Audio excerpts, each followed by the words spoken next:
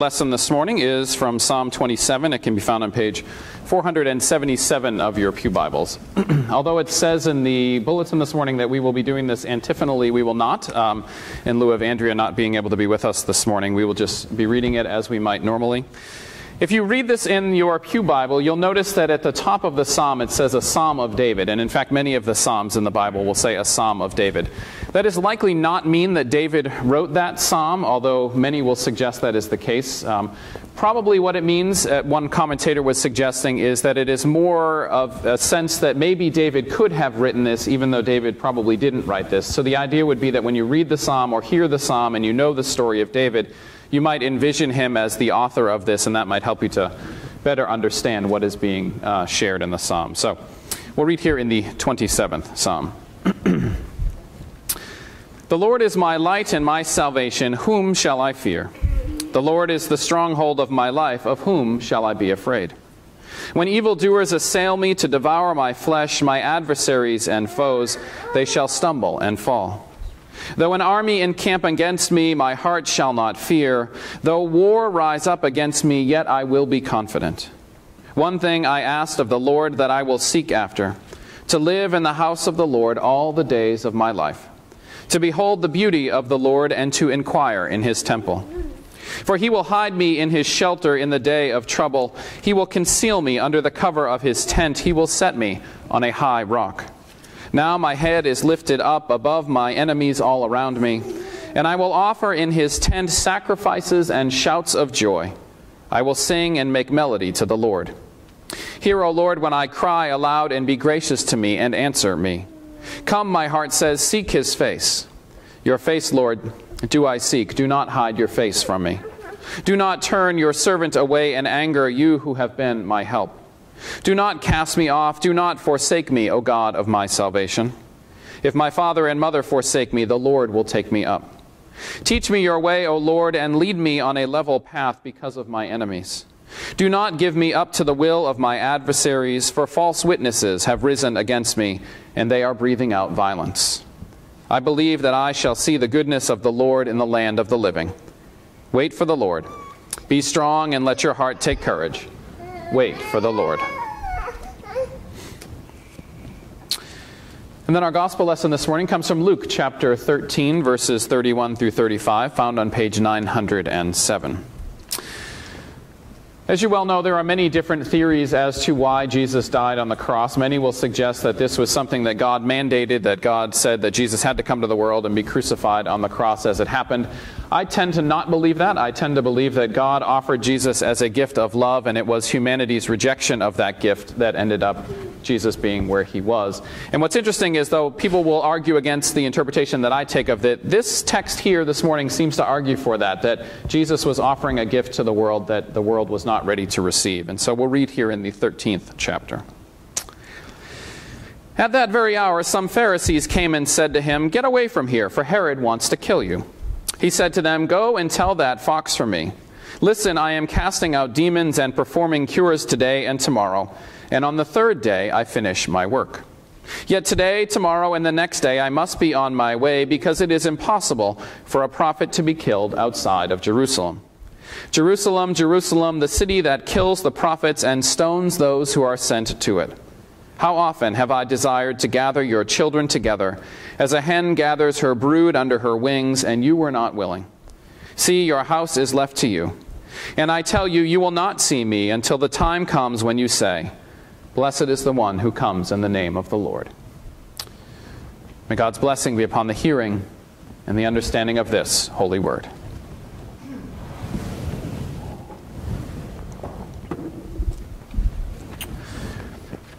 United Church of Christ pastor and frequent contributor to the UCC daily email devotionals, Reverend Lillian Daniel, opens up her new book, When Spiritual But Not Religious Is Not Enough, in this way. She writes, "A man recently told me something about his life of faith, as people are wont to do with ministers.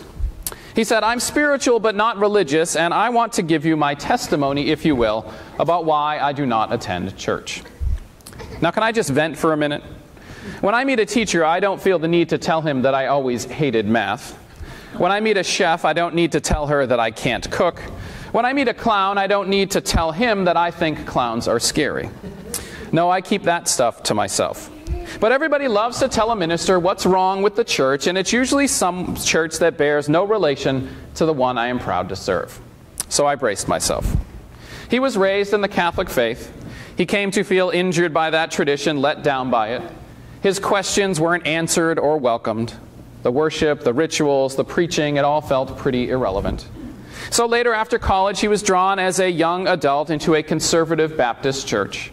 He had joined the church because of the people and even accepted Christ as his personal Savior during the service. But later, after joining, he realized that the church held all sorts of strict beliefs that he could not contend with, the worst of which was the prohibition on dancing, not to mention a prohibition against sex before marriage, which, as you know, often leads to dancing. What kind of God would not want me to use my body to move? He wondered about that and about the dancing. He drifted from that church. Later, after marrying, he joined the church of his wife's upbringing, an open-minded liberal Protestant church in my own denomination, a church he described as a big, warm hug. There, dancing and drinking were not frowned upon, and neither were his theological questions. But the marriage ended, and now that church really felt like his wife, so he found himself spending time on Sunday morning sleeping in, reading the New York Times, or putting on his running shoes and taking off through the woods. That was his religion today, he explained. I worship nature. I see myself in the trees and in the butterflies. I am one with the great outdoors. I find God there. And I realize that I am deeply spiritual, but no longer religious. He dumped the news into my lap as if it were a controversial hot potato, something that would shock a mild-mannered minister never before exposed to ideas so brave and daring and different. But of course, to me, none of this was different in the least. This kind of well-meaning Sunday jogger fits right into mainstream American culture. He is perhaps by now in the majority. All those people who have stepped away from the church in favor of what? Running? Newspaper reading, Sunday yoga, or whatever they put together to construct a more convenient religion of their own making. So I have heard Daniel described as brilliant, snarky, and pretty much everything in between. This passage this morning may explain why. She spares nothing in her criticism of her jogger friend here, but is it fair? And what does it have to do with that psalm that we read a moment ago? Well, let's take a closer look at that psalm, and I'll see if I can show you where we're headed with this. So it needs to be said that this morning's psalm is really made up of three parts. In the first part, verses 1 through 6, the psalmist's words are a remarkable profession of faith in God. Just like Psalm 91 last week, if you brave the snows to be with us, the psalmist is sure that he or she will be protected by God and that God's presence will not waver during the difficult times of her life. But when we get to verse 7 in the psalm, things begin to change. The tone dramatically shifts. The psalmist aims her speech directly at God in a lament, pleading with God for support and for divine presence. And so, lamenting, the speaker begins a series of 7 imperatives that ask God to be present and involved in the psalmist's life. It really is a dramatic shift from a strong, confident faith to a heart-wrenching pleading for God's presence to be with her through those difficult times. And then finally, we get to verses 13 and 14, and the psalmist's tone changes once again. Gone are those words of lament, only to be replaced by that confident faith that we saw at the beginning of the psalm, this time with the psalmist really reaching out beyond herself to the reader with some advice. Stay with God, take heart, don't quit. I'll say it again, stay with God. Now, it's because of these almost schizophrenic jumps that some have debated as to whether this psalm is the combination of 2 psalms or 1 psalm unified with multiple parts. Now, this usually leads scholars to jump into a riveting linguistic analysis of the words that the psalmist uses, sure to cure any bouts of insomnia that you might have. But don't worry, we're not going to get into all of those word studies here this morning, in large part because I think the point can be made that this is one unified psalm, much easier than that. And that's what the story. Many of you have heard me talk before about clinical pastoral education. This is the practical, hands-on experience as a chaplain that ministers go through as a part of their seminary training, usually done in a hospital, jail, or some other such facility. I did mine in a hospital. We affectionately refer to it as spiritual boot camp. So one day, we're all sitting around the table at boot camp talking about our experience visiting patients when one of our classmates shares about being with a family the night before who had experienced a death. She talked of how challenging and rewarding that time with the family was. So me, in my youthful bravado, said, "Geez, I haven't had that experience yet, and I'd really like to," sounding confident of God's presence to help me minister with the best of them in such a tenuous situation. Well, wouldn't you know it? 2 minutes go by and the director's pager goes off. There had been a death in the other hospital that we serve, and they wanted a chaplain. So guess who gets sent over? Yes, his eyes went directly from his pager to his belt to me. Needless to say, God and I had a little chat in the car ride over. "This isn't funny, God. You know I didn't know what I was saying in there and that I have absolutely no idea what I'm doing. I expect you to help me through this. How the am I going to do this?"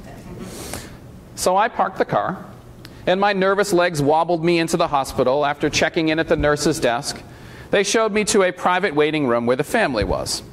I opened the door, and my worst fears were realized. It was full. And I mean chock full of people sitting on tables and chairs and on each other. At least 20 people who were all now looking at me, expecting me to know exactly what to do. I had all I could do not to close the door, say, "Sorry, wrong room," turn around and walk out. But I didn't. I trusted God. I walked in. I have no idea what I said, but I know that we talked and we prayed. And I left with people giving me handshakes and hugs, helping them to get through such a difficult time. And then, of course, after saying more than just a few thank you prayers to God on the ride back, I proudly went into my group and told them how great an experience it was for me to be guided by God through such a difficult time. "I can do it." "No, wait, I really can't do it." Wow, I actually did it. You could say that I lived out Psalm 27 in one afternoon, faithful and confident in God to be with me, then scared out of my mind, wondering if God was really going to be there to help, and then back to that faithful confidence once more. And you've been in that situation before, right? You've experienced something like that in your life, haven't you? How the am I going to do this? Maybe it was the time that you had to stand up to your boss at work. Maybe it was when you were a kid moving into a new school and braving that lunchroom for the first time by yourself. Maybe it was the first time you walked into a dialysis ward to sit with a loved one. Maybe it was the time you walked in for a chemotherapy treatment for yourself. I know you've all been there. And clearly this psalmist has been there as well, which is why I know that this is one unified psalm with the psalmist sharing what it's like to go through the gamut of emotions that we do as a people of faith. But notice that I said as a people of faith. You can only experience these emotions if you have that faith foundation to start with, full of the confidence that God will not shelter you from life's storms, but will be there to help you ride through them when they hit. Because chemotherapy rooms and dialysis wards and lunchrooms and hospital waiting rooms, those are scary, stormy places. You need that foundation of faith to believe that God will be there with you to help you walk through those doors. And that's where Lily and Daniel, in that opening we started with, I believe hits the nail right on the head. It's fine to be spiritual, reading the newspaper and looking at butterflies and running and all of that. But in my mind, that's not going to give you the foundation of faith where this psalm starts. You need the religious piece of sitting shoulder to shoulder with someone who has worn a headscarf to church to know that you can make it through chemo as well. You need to witness the hugs that come after a prayer concern is offered to know that you can be vulnerable enough to say that you're having trouble caring for your aging parents as well. You need to hear someone stand up, tears in their eyes, and testify that they have felt God's hand on their shoulder when they went into the operating room. You need to be called on to offer a meal for a pew mate who is recovering from surgery to know that that meal is going to be on your step when you need it as well. And you need to hear the good news preached, to know that it is in those hugs and glances and feelings and meals served that God is present and active. Because that's how you get to the foundation of where this psalm starts. And that's an important foundation to have because these experiences are hard. They are ones that rightly test our faith and lead us to ask why and make us rail at God and make us wonder whether our confidence and our faith has been placed in vain. And that's normal. Fear and faith go hand in hand. But without that foundation, you might just convince yourself that your doubts are true.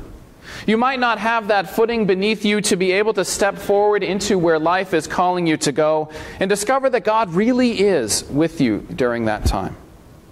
You might then never be able to come out on the other side and be that supportive person that another so desperately needs you to be by saying, yeah, you know what, I've been there. It stinks. It's hard. But God is going to be with you and you can get through it as well. My friends, that's the gift that this psalm gives us. It shows us the foundation that comes from being a part of a community of faith. It shows us the very normal doubts and fears that emerge when things start to get stormy. But then most importantly, it shows us that people do actually make it through those leg-shaking, voice-wavering, heart-palpitating moments to tell their tale of being held by God. And so we can as well. So are you going to do this? You know.